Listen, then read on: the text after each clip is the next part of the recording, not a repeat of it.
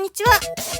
今日はダナン最後、飛行機に乗ってハノイに戻ります。空港行く前にホテル近くで食事済ませちゃいます。早速ビールいただいちゃいます。昨日ドラゴンファイヤーを楽しむためドラゴン橋近くのバンダホテルに泊まりました。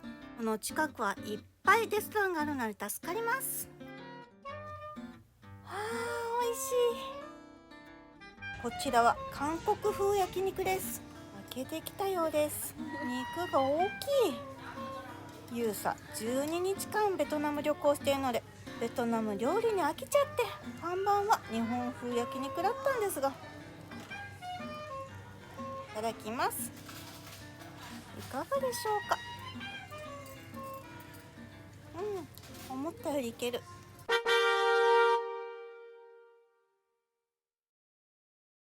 はい、ダナン空港到着しました。国際線と国内線があり、こちらは国内線の方です。外国人なのでタクシーに乗るときにちゃんと飛行機の行き先を伝えておかないと国際線に連れてかれちゃいます。今日はバンブーエアウェイズの利用でハノイです。バンブーはオンラインチェックインができます。ハノイからダナンに来た時のベルトラベルが連絡ない大幅延滞があったので心配で早めに来ました。今回はちゃんと定刻で出発のようです。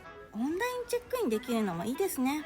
以前のダナン来た時の動画ではこの空港のトイレチェック入れられなかったので今回はやっておきましょう。もちろん空港なので綺麗です。私が行ったアジアの中ではベトナムは全体的にトイレは綺麗な方です。ひどい国はかなりひどい。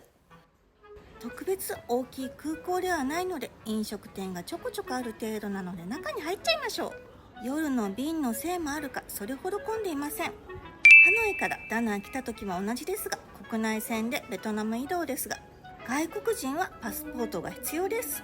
空いていたのもあってスムーズでした。中の方もそれほど広くはなくお土産や飲食店がちょこちょこあります。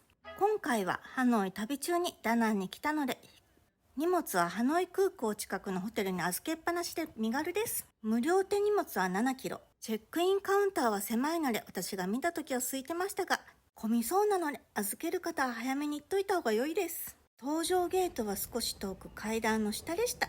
バンブーは空港券安いんですけど LCC ではないんです。でもちょっと LCC っぽい。はい、スムーズに搭乗が始まりました。国内線というのもあるけど荷物チェックはそれほど厳しくなさそうです。 LCC じゃないからねと思っていたんですが飛行機まではバスなんです。やっぱり LCC っぽい。安いからそんなもんか。ユーサは今回ベトナム12日間の旅でハノイ中心に旅しています。ダナン行きはいろいろホテルとか決めて急にせっかくだから行くかと後になって決めたんです。のせいもあって若干空港券は高めでハノイダナン往復で203万7000ドン。まあ安いといえば安いんですけどね。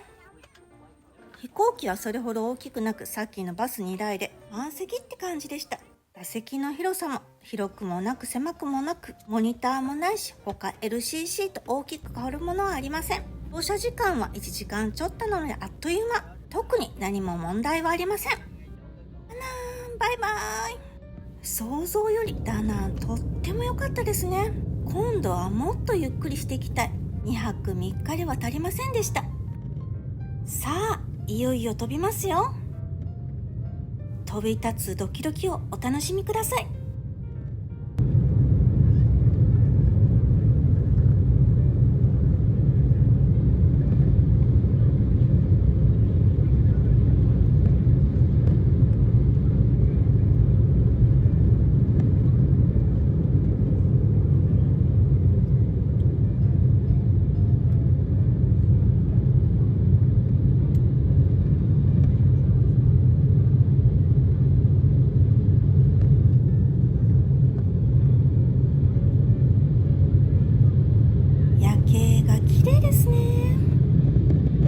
ダナンではニーケビーチ、ホイアン、ドラゴンファイヤー、五行山といろいろ行きました。楽しかったですね。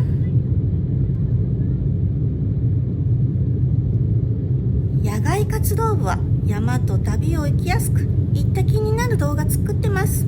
と登山や旅行好きはぜひチャンネル登録よろしくお願いします。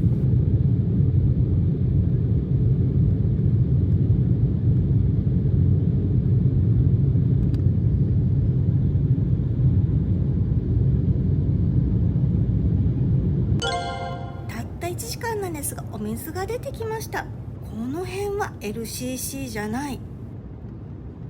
そんなことをしているとあっという間にハノイ上空です。短いのもありますがバンブー全然問題ありませんね。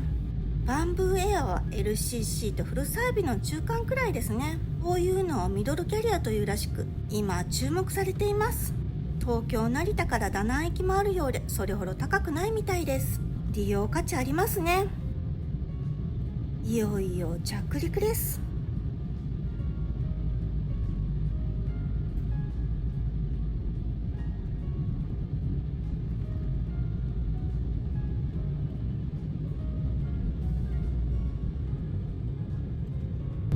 12日間のベトナム旅、あと1日あるんです。最後は癒しのエステと穴場観光を少しして日本に帰ります。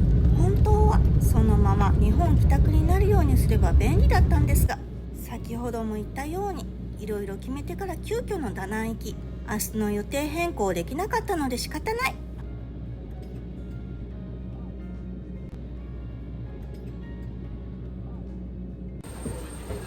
ハノイでもバス移動です。これはいつも思うけどちょっとめんどくさい。安い分仕方ないけど、ハノイの空港はダナンと比べ広いのでバス移動も長かった。予定変更できなく面倒な工程になったんですが、ハノイで泊まったホテルがめちゃくちゃ良かったんです。12日間様々なレベル種類のホテルに泊まったので、それをまとめて最高のホテル紹介もします。ハノイ行く方必見です。逃しないようチャンネル登録しておくと便利ですよ。今から歩いて空港近くのホテルに移動です。空港施設が広いので降りる場所にもよりますが、空港駐車場を抜けていくと歩いて全然行ける距離なのですが、こちらの空港事情もあって治安が悪いです。タクシーで行くのをおすすめします。では今日はこの辺で終わりにします。バイバイ。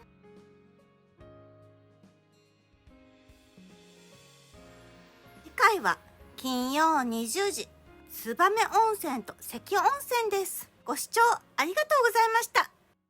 次回の動画もお楽しみに。ここです。ここをポチッとお願いします。できましたか？ここです。していただけた方ありがとうございます。またお会いできるのを楽しみにしています。